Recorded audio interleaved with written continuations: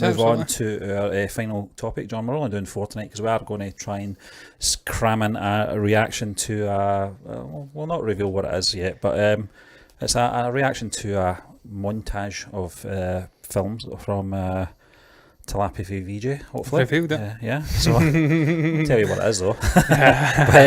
But this is coming in from livemint.com. I don't know if this is the website that you don't like, John, I'm not sure, but it actually looks It's a website that is almost impossible to copy the headline from. Yeah. Because you don't allow you to select the text for some reason. Yeah, well, this is all about South Indians' offerings. Bolster movie box office as North India remains dull. Not my words, the words of Shakin' Stevens. No, the words of livemint.com. That was a bit of partridge there, just in case it went over your head.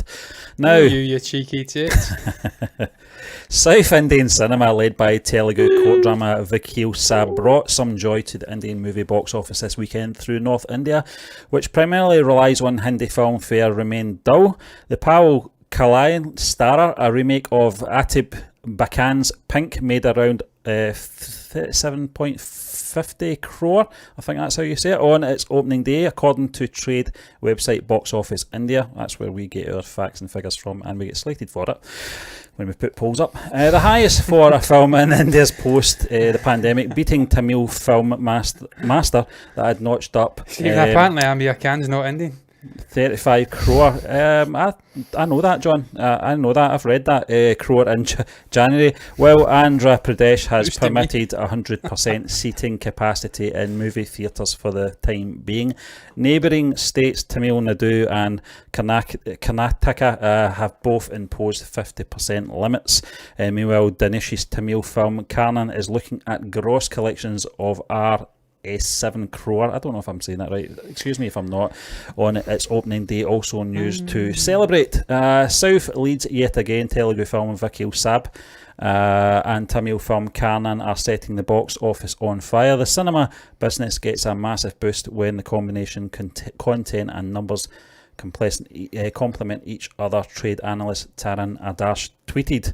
I've not got a screenshot of that tweet apparently, but apart from Andhra Pradesh, Vakil Sab has also managed to draw crowds in Bengaluru and other centres of Karnataka, besides being released in some Hindi-speaking belts where collections remained limited.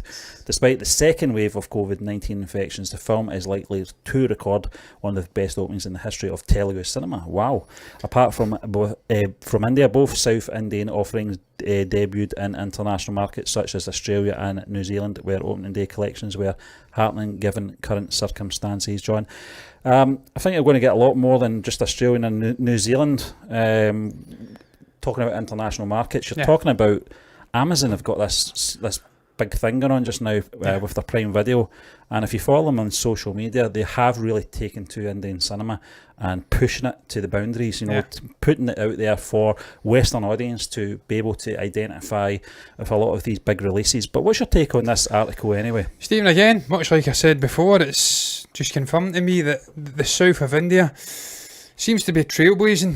These days it seems like the north, and I've seen a great analogy. Someone commented on one of our last videos, I think we were speaking about the success of South Indian cinema post-COVID or post-lockdown. Yeah.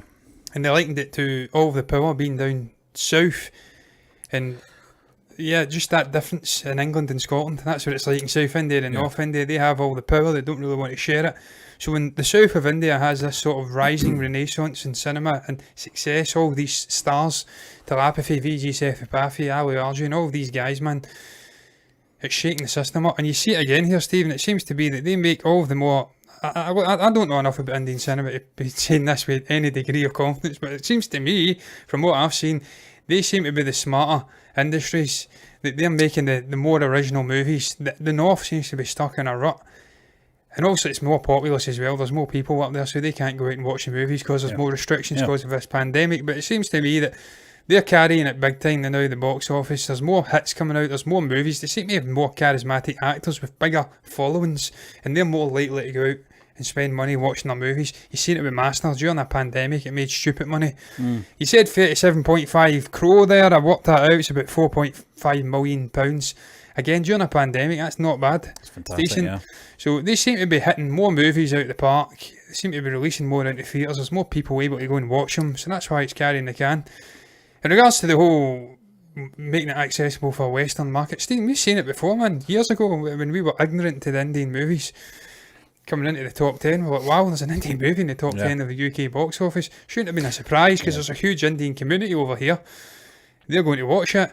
Not just Indians, Stephen, but people who are switched on to the movies like we now are. We're going and watching it, realising there's big stars there, John, and there's some great movies. We thought it was solely down to, obviously, having those, the population, obviously, in the UK, having certain sections of the community being an Indian community, and we thought it was purely down to that fact, but it turns out it's not. No, some pretty damn good movies and some really charismatic, big-name actors that seem to transcend India.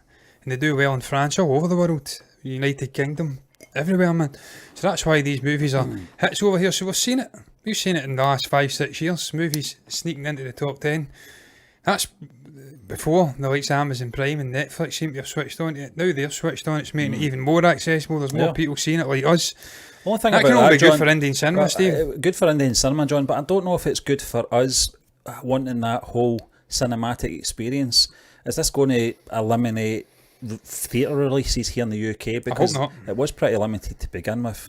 Now it's going to be accessible on streaming services. Does that mean it's going to eliminate that possibility that we could go to the cinema and really have that community feel, with the Indian community in Glasgow going to see it? I would love that. I would absolutely love that. Stephen, I don't think so. I think the bigger hits will still come out in the theatres over here. I think I hope so. It's like many movies. Your bigger movies are more likely to go into theatres, even foreign language ones like Parasite. Yeah. They'll come into a theatre because they've got buzz. There's enough people wanting to go and see it to make it financially viable for the theatre. So I think they will still get bigger hits. Telepathy hits, Prabhas hits, Yash.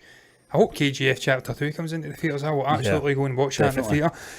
But you obviously get movies coming out in the stream services as well, because that's why they're paying the big bucks. They're working with Mad Haven and people like that, so they are going to want to get people onto their streaming service. They're not going to want it in the theatres. They're not making money in the theatres. I think you'll get a balance, Stephen. And it's happy days, man, because as I say, we've tipped our toes into the waters. I've thoroughly enjoyed what I've seen so far. I've not seen a bad Indian movie, Stephen. No.